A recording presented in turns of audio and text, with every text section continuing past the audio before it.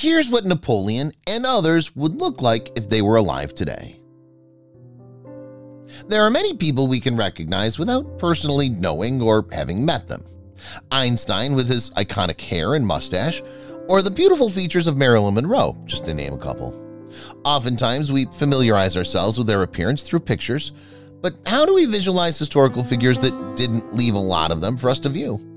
There's no need to push your imagination into overdrive speculating what they would look like nowadays. Becca Saladin has yet again successfully covered that for you. She's breathed new life into some more portraits of historical figures, which we can't wait to share with you.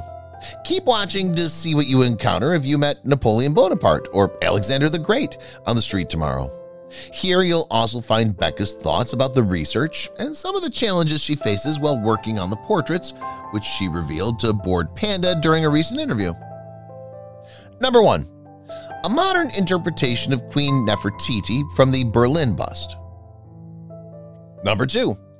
There are dozens of images of Alexander that can be viewed all around the world, including coinage, busts, and full-bodied statues. Despite the wealth of imagery we have today, most are assumed to be later copies of lost originals. It's clear that depictions of him were idolized in Greek style. So what would he look like if he were to appear in front of us today? Firstly, Alexander was what we would now think of as a modern Greek man.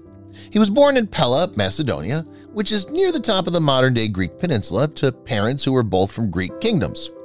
Depictions of him from his lifetime mostly agree that he had blonde or golden hair, fair skin that may have been a bit red, and a handsome face with a prominent forehead. He was also stocky and muscular, and may have only been just over 5 feet tall. An interesting fact about his appearance is that he may have had heterochromia, a condition where the eyes are 2 different colors, or a speckled combination of both. I've given him a brown spot in his right eye to reflect this engaging narrative. Number 3. Was Cleopatra a redhead? I have to admit I was fairly against this idea for a while, considering she was probably at least 75% Greek and Middle Eastern. My mind automatically went to dark hair.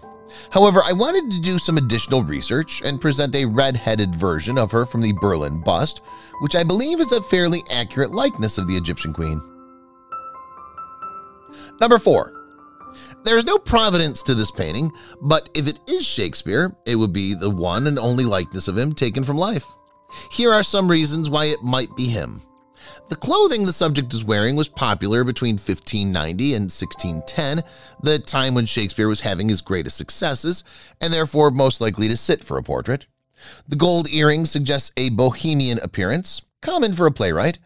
We can tell the subject is of reasonable wealth because of his all-black clothing. Black dye in large quantities was quite expensive. Number 5. The philosopher Emperor. Such a highly requested figure. Marcus Aurelius was emperor of Rome for 19 years, from 161 to 180 AD. He ruled at nearly the height of the empire, with 70 to 80 million subjects, nearly 1/5 of the population of the earth at that time. He